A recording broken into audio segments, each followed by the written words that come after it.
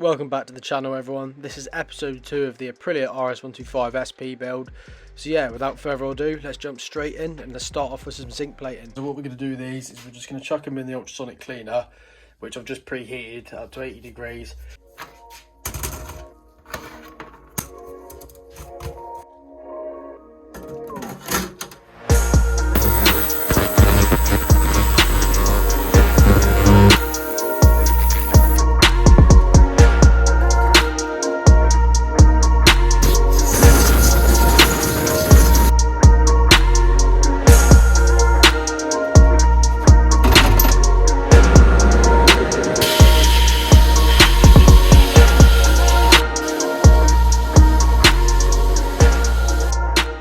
Now we've removed them from the sandblaster, we've got them back to bare steel, so they're ready to get zinc plated.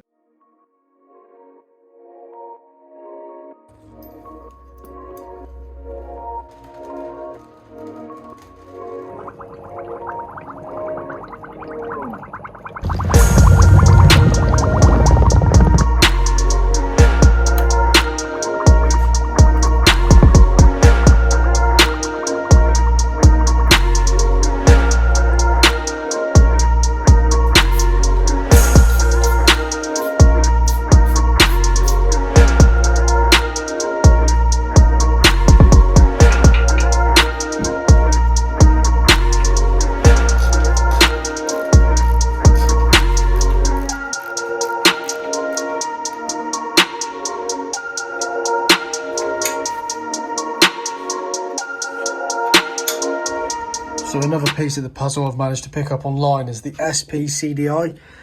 This is the code on top of it. Unfortunately, someone had damaged the back of the CDI, so as a quick replacement, I 3D printed off a cap just that snaps on the back, which tidies it up a bit and makes it look a bit neater.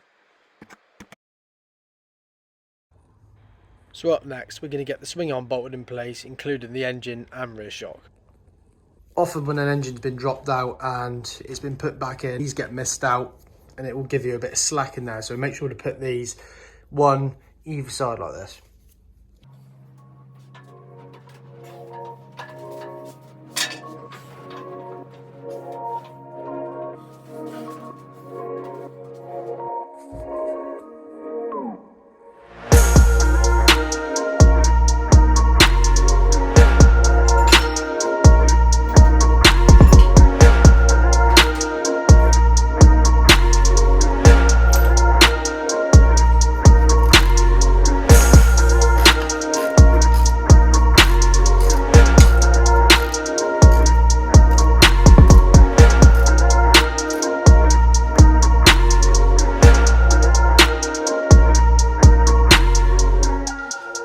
So next up, we'll get the shock fitted in, we'll get that bolted on.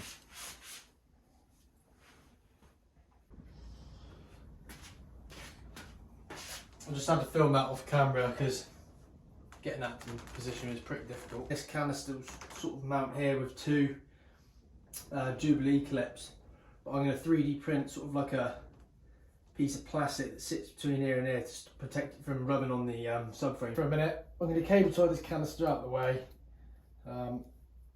just to stop it from flapping around really.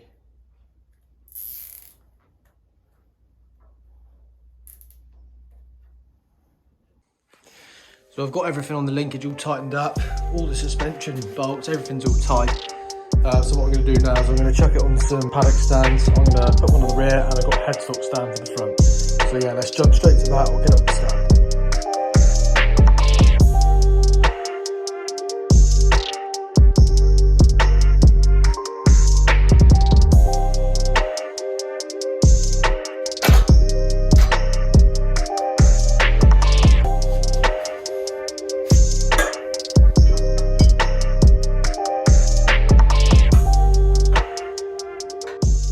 Next up, just going to mount this bracket that just fits on here.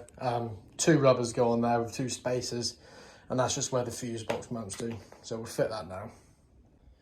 So that's the rubbers fitted. I'm just going to push these spacers in.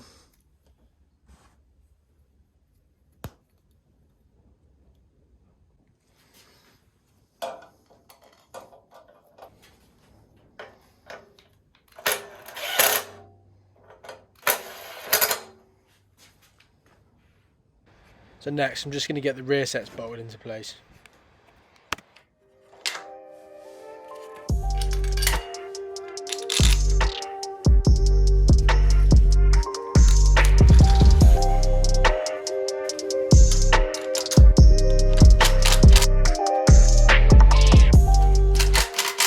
Just noticed I actually had the wrong peg on the wrong side, so I've just switched that over now, and that's now the correct way, which is working sweet. So we'll just move on to the other side now, and I'll chuck the other rear set on.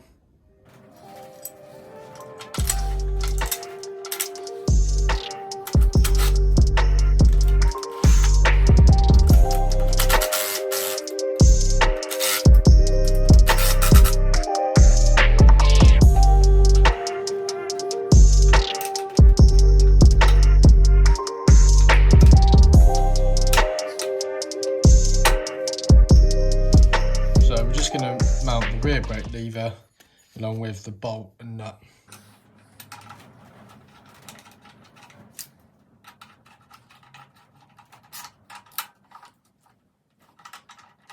There is a little bit of play in this, and a solution that we came up with before. I've got some small shims, really thin shims that we got, and you can sort of pack them each side and take up a bit of that slack, stop it from wobbling around. But yeah, I'll probably do that off a camera, but that is something else that I can sort out, which makes it a bit nicer. So this is where we're up to now.